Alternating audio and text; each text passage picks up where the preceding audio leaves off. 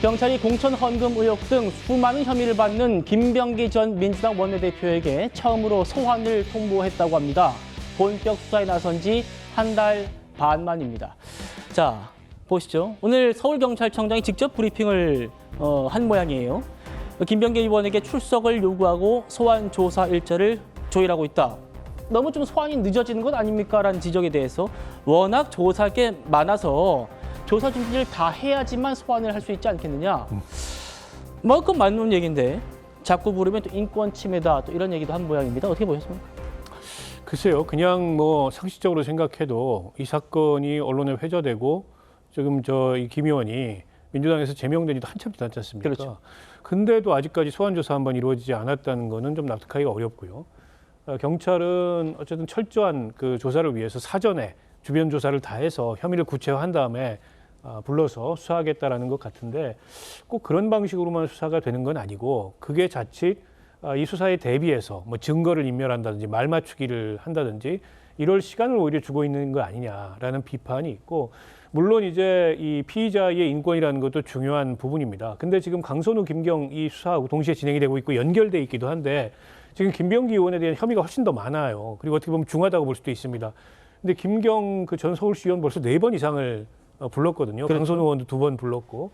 근데 아무리 여권의 원내대표를 지냈고 한때 실세였던 사람이라 하더라도 저분에게만 그 인권의 기준이 적용돼야 되는 건 아니어서 경찰의 오늘 저 설명이 지금까지 이 수사에 대한 궁금증을 충분히 해소시킬 만한 그런 답변은 못 된다고 보고 물론 그렇다고 무작정 불신하는 건 아니고요. 네. 지켜보겠습니다. 그렇죠. 근데 워낙 이렇게 혐의가 많고 혐의가 중한데 과연 이제 경찰이 어떤 수사 결과를 내놓을지 좀 주목됩니다. 네, 알겠습니다. 자, 조금 전 속보가 전해졌는데요. 서울중앙지검에서 강선우 의원과 김경 전 서울시의원에 대한 구속영장을 법원에 청구를 했다고 합니다.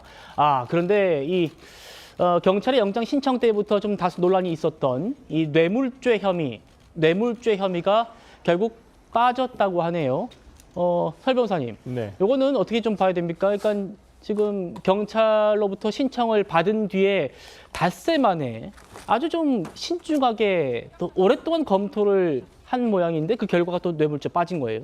경찰의 어떤 그 구속영장 신청이 나온다, 뭐 하겠다는 얘기가 나온 것도 벌써 지난주 아니겠습니까? 예. 저는 이제까지 정치, 특히나 뇌물죄로 의심이 될 만한 사건에서 이렇게 오랫동안 구속영장 청구가 고려가 된 적이 있었나라는 생각이 좀 들고요.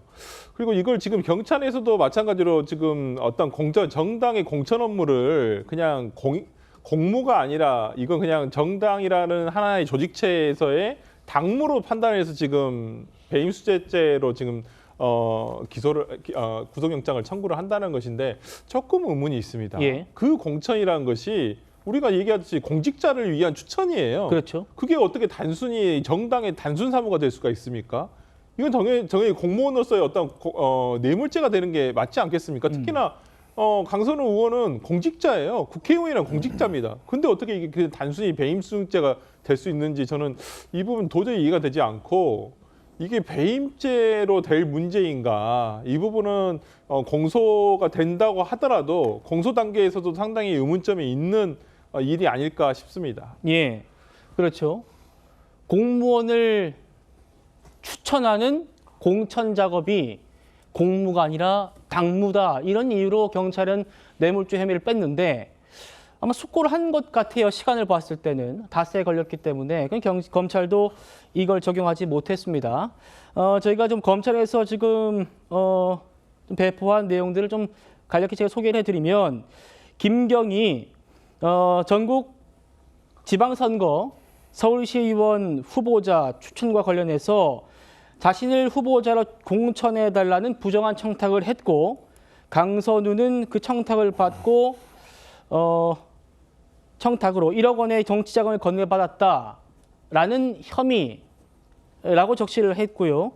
서울중앙지검이 면밀히 검토한 결과 범행이 중대하고 도주 우려, 증거 인멸의 우려가 있어서 두 사람에 대한 구속영장을 청구했다 이렇게 지금 밝히고 있습니다. 자, 조현삼 부위원장님, 뇌물죄 부분 결국 빠졌어요. 어떻게 봐야 됩니까?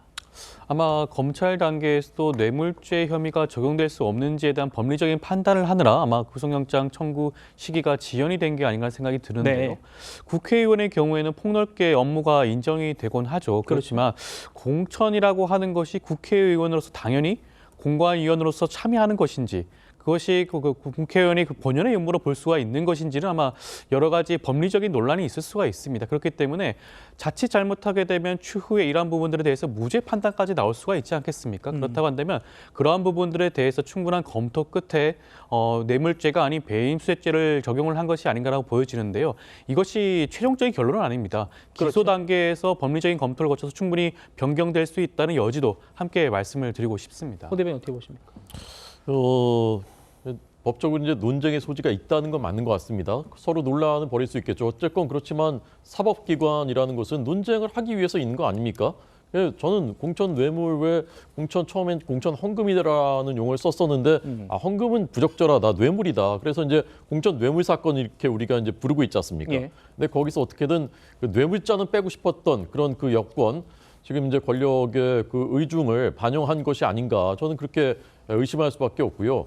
어떻게 그대 앞에만 서면 나는 왜 작아지는가 하는 가사, 노래 가사처럼 왜 경찰 또 지금은 이제 검찰까지 권력 앞에만 서면 저렇게 작아지는 전재수는 어떻게 됐습니까 지금? 그다음에 그 전에 이춘석 그 의원은 지금 그거 한 반년 됐는데 검찰 송치가 얼마 전에야 겨우 됐습니다. 그러니까 권력 그렇군요. 앞에만 서면 그 사건 수사는 자꾸만 작아지고 없어지고 이러다 이제 뭉개지고 그러면 옛날에 80년대 탈옥수 지강원인가요?